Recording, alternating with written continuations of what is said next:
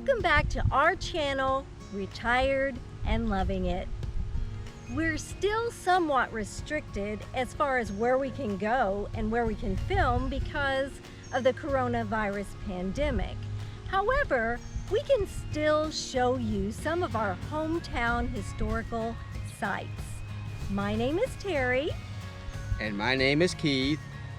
And our mischievous mascot, Mr. Jingles, was found last week. And this week, apparently, he wants to play hide and seek. Yes. So, if you see him, be sure to post in the comments. Today, we're going to share with you a part of Corydon history that's not so pleasant. But I believe all history is important. Yes. And we need to learn from history so that we never go down that road again.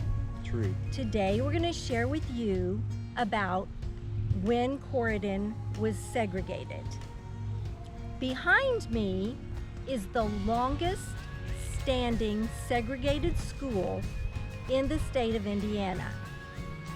In this school, this is where, when Corydon was segregated, black children attended this school and white children attended another school. It's incomprehensible to me how that even happens, because my entire lifetime, everything has been integrated. Yes. So it's hard for me to even wrap my mind around the separation. But behind me is the Leora Brown School. Leora Brown was actually a student that attended this school. She graduated in 1923. Yes. And then she went on to Indianapolis to further her education, which was quite a feat for a black female back in those days. And she came back here to her hometown of Corydon, and she taught in this school for 26 years. Wow. Until the school closed. In the late 1940s, Indiana passed legislation that all schools in Indiana had to be integrated by the year 1954.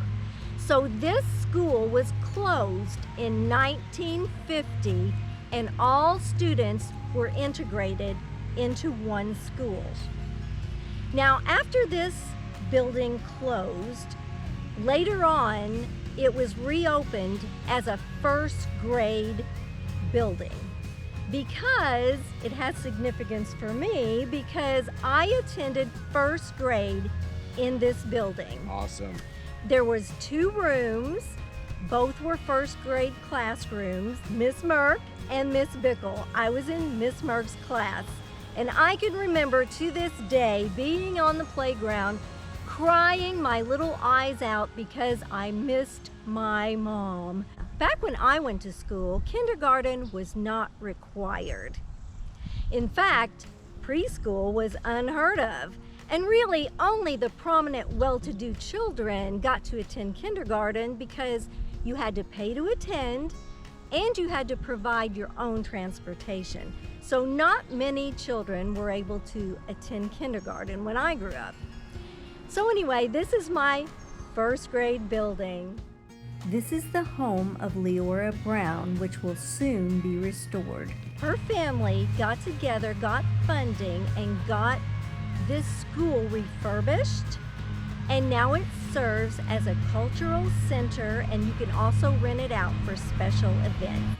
Let's all learn from history. Yes. And never, ever have segregation again.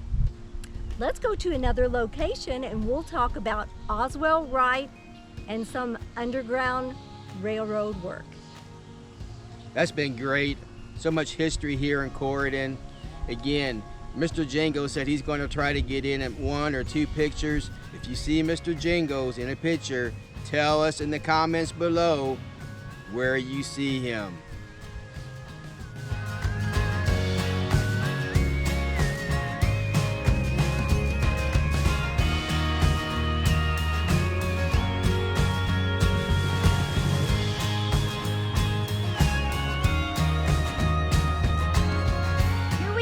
At our second location today, And we're going to tell you about a man named Oswell Wright. Oswell was a slave that had been freed, and he lived here in Corydon, Indiana. A story has been told about a slave named Charlie who lived in Brandenburg, Kentucky. And Charlie got permission from his owner to come over here to Corydon to fish. And apparently he did this on a pretty regular basis. He became friends with Oswell Wright, and Oswell ultimately helped Charlie to escape to freedom. Now in 1857, Charlie became missing. So Charlie's owner put out a reward for Charlie, any information leading to what happened to his slave Charlie. There was a lady named Miss Withers who befriended Oswell Wright, and she gained his confidence, and Oswell told him the story of Charlie and how he helped him to freedom. So Miss Withers turned Charlie in and got the reward. So they came from Brandenburg, arrested Mr. Wright, and arrested his accomplice, Mr. Bell. It was 6 months after they were captured and taken to jail that a posse got together, some of their friends. This sounds like a TV movie, it does. guys. It's amazing. But a posse got together with their guns blazing, and they went to Brandenburg to break them out of jail. So they went to Brandenburg and they broke the Bell brothers out of jail. But Mr. Wright, for some reason, was not put in the same jail. So he was not able to break out of jail with the others. Mr. Wright ended up going on trial. He was convicted and he served 5 years in the Kentucky penitentiary for helping a slave to freedom, which all of this just boggles it's just my amazing mind. to me. I can't even imagine it.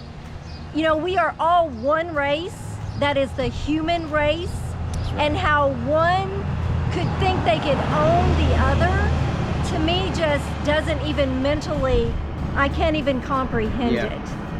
So Mr. Wright was a hero because he tried to free this slave. However, it didn't work out so good for Mr. Wright. And not for Charlie either, because Charlie wasn't free.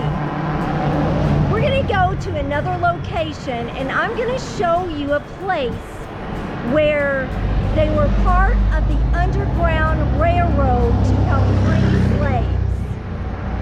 I hope you're gaining valuable knowledge of the history of Corydon, Indiana. It's so important to know our history. We sure don't want to repeat it. This is Oswell Wright's gravestone. After he was released from prison, he lived in Corydon and died at the age of 90. Behind me, the log building is Branham Tavern. It was built in the 1800s by William Henry Harrison. He was eventually President of the United States. When the Branham Tavern was built, it was built originally out of logs, as you see, but later on, it was covered with brick, because back in that day, you didn't want a log home. You wanted a brick home because that showed that you had money and that you had prominence. And so they covered these beautiful logs with brick.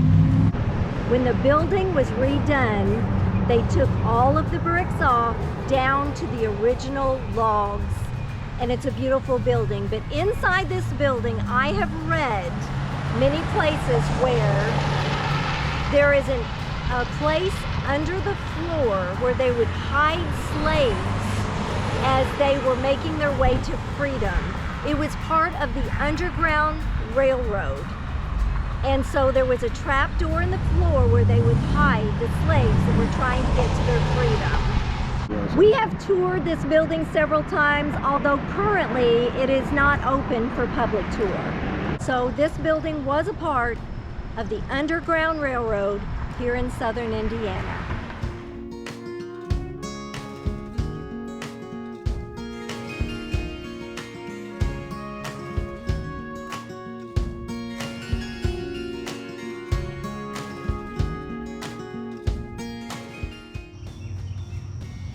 Behind me is an old slave home. Back when there were slaves here in Corydon, this would have been one of their dwellings. There used to be several along this road, but they've mostly been torn down. This is the only one that we can find still standing.